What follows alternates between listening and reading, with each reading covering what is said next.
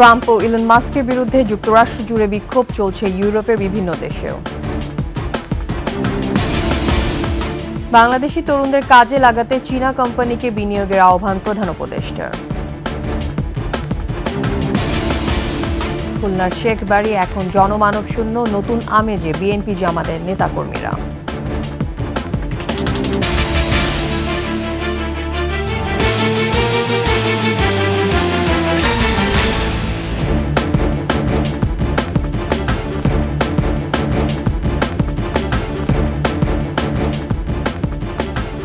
শুনছিলেন সংবাদ শিরোনাম। আমন্ত্রণ ২১ সংবাদে আপনাদের সাথে থাকছে আমি তাসনিমা আফিফা।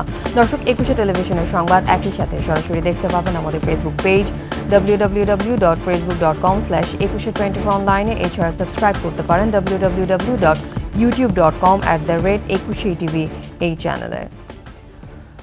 মার্কিন প্রেসিডেন্ট ডোনাল্ড ট্রাম্প ও ধনকুবের ইলন মাস্কের বিরুদ্ধে দেশটির ৫০টি রাজ্যের ১২ শতাধিক জায়গায় বড় ধরনের বিক্ষোভ হয়েছে।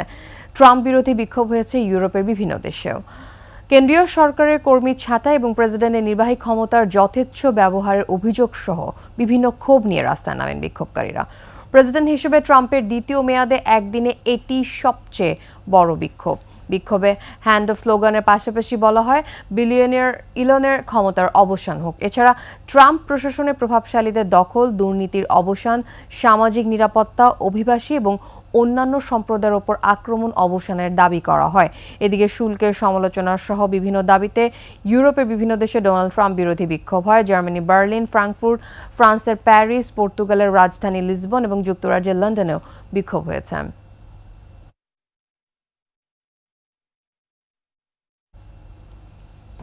চীনের belt and road initiative BRI বাংলাদেশের অর্থনীতি শক্তিশালী করতে ভূমিকা রেখেছে বলে মন্তব্য করেছেন প্রধান উপদেষ্টা ডক্টর মোহাম্মদ ইউনূস। সম্প্রতি চীন সফরে গিয়ে দেশটির একটি গণমাধ্যমের সাক্ষাৎকারে একথা জানান তিনি।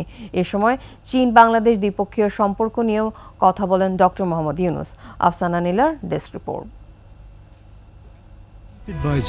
সম্প্রতি ৪ দিনের সফরে চায়না যান প্রধান উপদেষ্টা অধ্যাপক মোহাম্মদ ইউনূস।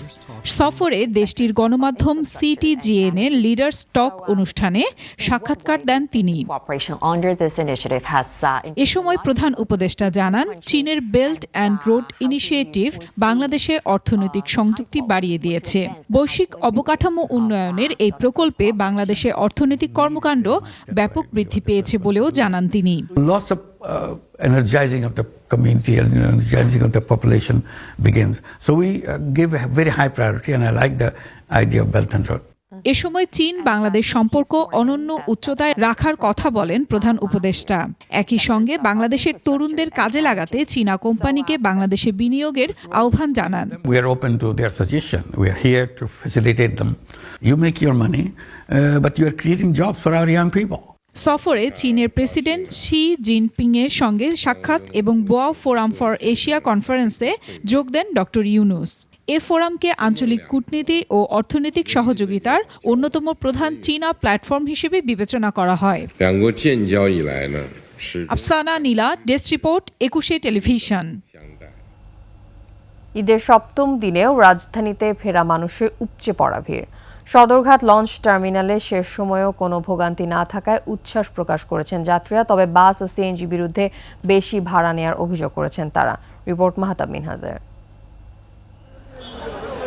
ভোরের আলো ফুটার আগেই সদরঘাট লঞ্চ টার্মিনাল লোকারণ্য। ঈদের দীর্ঘ ছুটি কাটিয়ে কোনো ঝামেলা ছাড়া রাজধানীতে আসতে পেরে স্বস্তি প্রকাশ করেন যাত্রীরা। ভাড়া নিয়েও নেই কোনো অভিযোগ। ঈদের আনন্দ সবার সাথে ভাগাভাগি করে অনেক জায়গা পেরিয়ে তারপরে আসছি। আজকে থেকে অফিস আমাদের চলবে। তবে বিপত্তি দেখা দেয় সদরঘাট টার্মিনাল থেকে রাজধানীর ভেতরে ঢোকার সময়। লাখো যাত্রী আর যত্রতত্র বাস ও গাড়ি রাখার কারণে সদরঘাট এলাকায় সৃষ্টি হয় তীব্র বিশৃঙ্খলা। ওই এলাকা পার হতে লেগে যায় ঘন্টারও বেশি সময়। নিরাপত্তার ঝুঁকি নিয়ে অনেকেই লাগেজ ব্যাগ নিয়ে হেঁটে রওনা দেন। কত মানুষ অনেক দূর দূরান্তে যাবে, আসলে তাদের তো এই মুহূর্তে নিরাপত্তার কোনো নেই। আমাদের তো কালকে অফিস আছে, এর জন্য তাড়াতাড়ি বের হয়ে গেছি। আগের মতো কুলিরা ঝামেলা না করলেও রাজধানীতে প্রবেশে বাস সিএনজির বিরুদ্ধে অতিরিক্ত ভাড়া চাওয়ার অভিযোগ যাত্রীদের। মাহতাব মিনহাজ, ২১ টেলিভিশন, ঢাকা। দর্শক, এদিকে কমলাপুর রেল স্টেশনেও রাজধানীমুখী মানুষের ভিড়। সেখানে আছেন সিরাতুল মুস্তাকিম, সরাসরি চলে যাচ্ছি তার কাছে। সিরাত, আশা করি শুনতে পাচ্ছেন। ঈদের সপ্তম দিনের রাজধানীমুখী মানুষের ভিড় কেমন দেখছেন? ট্রেনের শিডিউলের কোনো হেরফের হচ্ছে কিনা বিস্তারিত আমাদের জানান।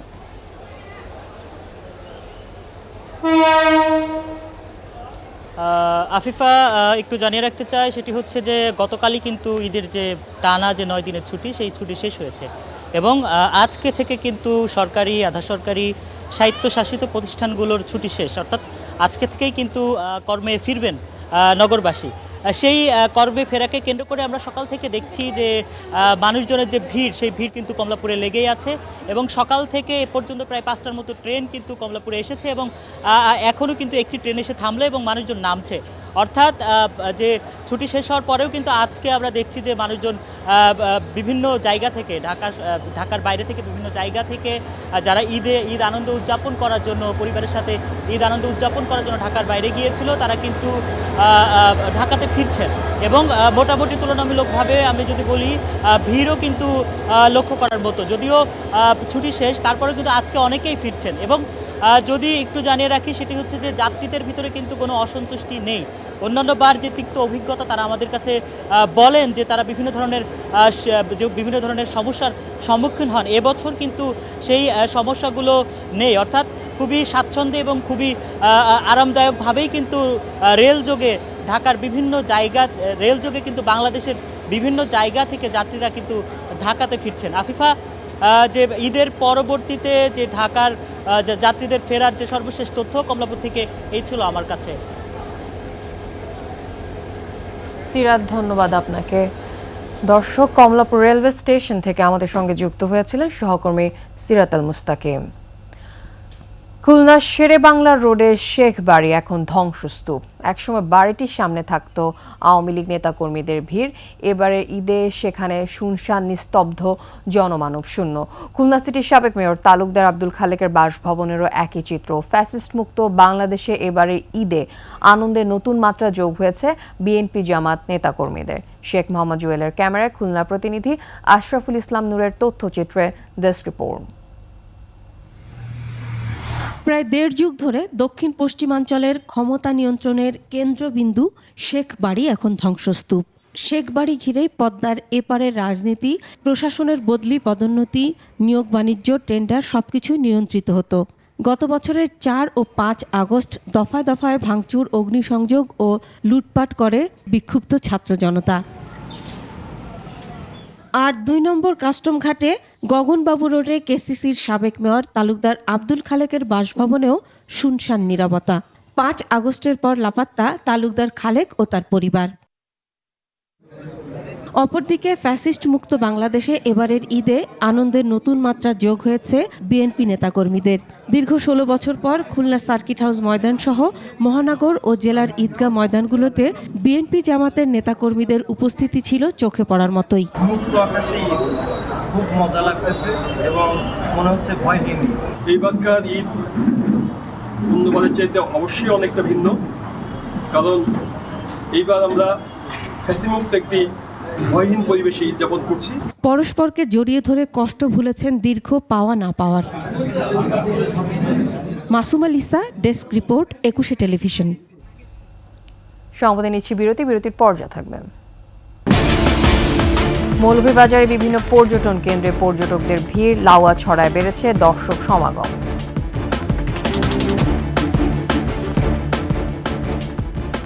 আপনারা দেখছেন 21 সংবাদ। ঈদের সপ্তম দিনেও মৌলভীবাজারে বিভিন্ন পর্যটন কেন্দ্রে পর্যটকদের ভিড়। শ্রীমঙ্গলে প্রকৃতির সাথে মিশে আনন্দ উপভোগ করছেন ভ্রমণ পিপাসুরা। এদিকে লাউয়াছড়া বনে পর্যটকদের ভিড় সামাল দিতে হিমশিম খাচ্ছে কর্তৃপক্ষ। এবারে ঈদে লাউয়াছড়া বনে 9 লাখ টাকার টিকিট বিক্রি হয়েছে। মৌলভীবাজার প্রতিনিধি বিকুল চক্রবর্তীর তথ্যচিত্রে ডেস্ক রিপোর্ট। ঈদের সপ্তম দিনেও মৌলভীবাজারের লাউয়াছড়া বন, grand Sultan tea resort and golf ও দার্জিলিং টিলা সহ বিভিন্ন দর্শনীয় স্থান পর্যটকের পদচারণায় মুখর। লাউয়াছড়া বনে পর্যটকের ভিড় সামাল দিতে হিমশিম খাচ্ছে কর্তৃপক্ষ। গেল 7 দিনে লাউয়াছড়া বনে প্রায় 9 লাখ টাকার টিকিট বিক্রি হয়েছে। শ্রীমঙ্গলে আসছি ঘুরতে, ভালোই লাগতেছে। আজকে হচ্ছে যে লাউয়াছড়াতে আসলাম। দেশে এরকম আমাদের উদ্যান সংরক্ষণ করা উচিত। সকাল 9টা থেকে আবার 5টা পর্যন্ত অনেক টুরিস্ট। এদিকে শ্রীমঙ্গলের সুমিষ্ট আনারস গরমে প্রশান্তি আনে ভ্রমণ পিপাসুদের। আশানুরূপ পর্যটক পেয়ে খুশি ট্যুর গাইডরাও। লাউয়াছড়া জাতীয় উদ্যানে এখন পর্যটন বাড়ছে, আমাদের ইনকামও বাড়ছে। পর্যটকদের নিরাপত্তা নিশ্চিত করতে সব ধরনের ব্যবস্থা নিয়েছে স্থানীয় প্রশাসন। এসব এলাকায় আমরা স্ট্যাটিক ডিউটির পাশাপাশি আমরা মোবাইল ডিউটির ব্যবস্থা করেছি। হোটেল রিসোর্টের বুকিং অনুযায়ী পর্যটকদের ভিড় থাকবে আরো কয়েকদিন। Masuma Lisa, desk report, 21 television. শরীয়তপুরের জাজিরার বিলাসপুরে আধিপত্য বিস্তারকে কেন্দ্র করে আওয়ামী লীগের দুই গ্রুপের সংঘর্ষের ঘটনায় এলাকায় থমথমে অবস্থা বিরাজ করছে। এই ঘটনায় 6 জনকে আটক করা হয়েছে। এদিকে গ্রেফতারে ভয়ে এলাকা পুলিশশূন্য হয়ে পড়েছে। পুলিশ সুপার জানিয়েছেন, জনসাধারণের নিরাপত্তা ও শান্ত পরিবেশ বজায় রাখতে এবং ফের সহিংসতা এড়াতে গুরুত্বপূর্ণ পয়েন্টে অতিরিক্ত পুলিশ মোতায়েন করা হয়েছে। সেই সাথে র্যাব ও সেনাবাহিনীর টহল অব্যাহত রয়েছে। আহতদের জাজিরা উপজেলা স্বাস্থ্য কমপ্লেক্সে চিকিৎসা দেওয়া হচ্ছে। গুরুতর আহত 4 জনকে উন্নত চিকিৎসার জন্য ঢাকায় পাঠানো হয়েছে।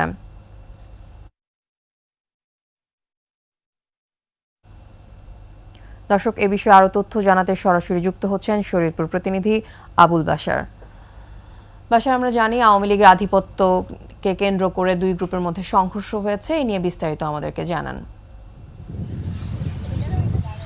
আফিফা, আপনাকে ধন্যবাদ। আপনি জানেন, গতকাল বিলাসপুরে আওয়ামী লীগের বিবদমান দুইটি গ্রুপের মধ্যে যেই সংঘর্ষ হয়েছিল, সেই সংঘর্ষের পর 24 ঘন্টা পেরিয়ে গেলেও এখনও এলাকাবাসীর মধ্যে যে আতঙ্ক ছিল, সেই আতঙ্ক কিন্তু এখনও তাদের মধ্যে কাটে নাই। এলাকায় অনেকটাই পুরুষশূন্য হয়ে গেছে এবং এলাকায় অনেকটা শুনশান নীরবতা আমরা লক্ষ্য করেছি। রাস্তাঘাটে পুরুষের বিচরণ নেই বললেই চলে।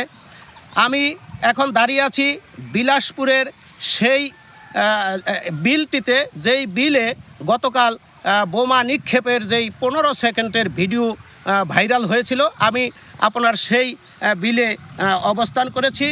এই ঘটনার পর থেকেই আপনারা জানেন যে অত্র এলাকায় যেই নীরবতা রয়েছে এবং এখানে যেই পুরুষ লোক তারা এখনও বাড়িতে ফিরতে পারে নাই।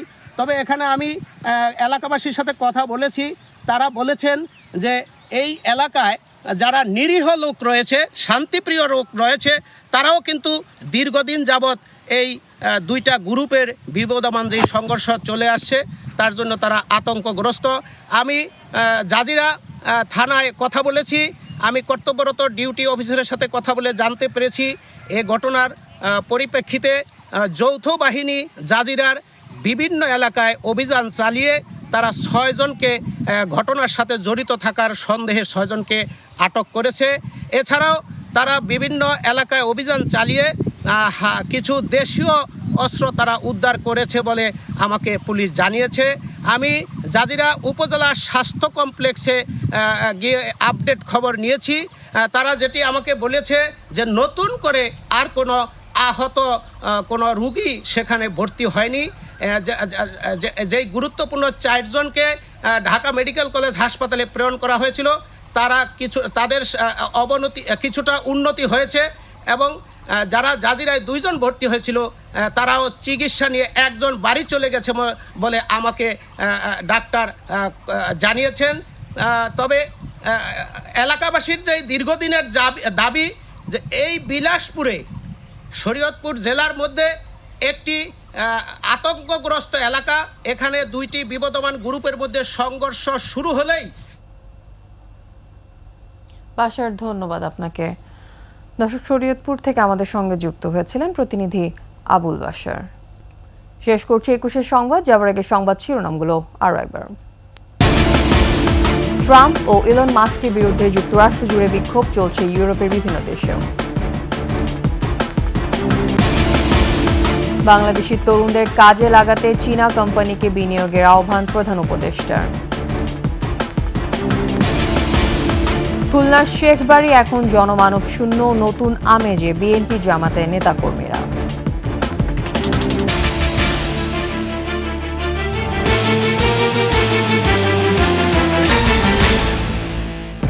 সর্বশেষ খবর জানতে ডায়াল করুন 2021 নম্বরে, ভিজিট করুন 21-tv.com এই ওয়েবসাইটে। এছাড়া ফেসবুকে লগ ইন করতে পারেন www.facebook.com/2124 অনলাইনে। এছাড়া সাবস্ক্রাইব করতে পারেন www.youtube.com/21tv এই চ্যানেলে। এতক্ষণ সাথে থাকার জন্য ধন্যবাদ। আমাদের পরবর্তী সংবাদ বেলা 11টায় দেখার আমন্ত্রণ রইল। 21-এর সাথে থাকুন।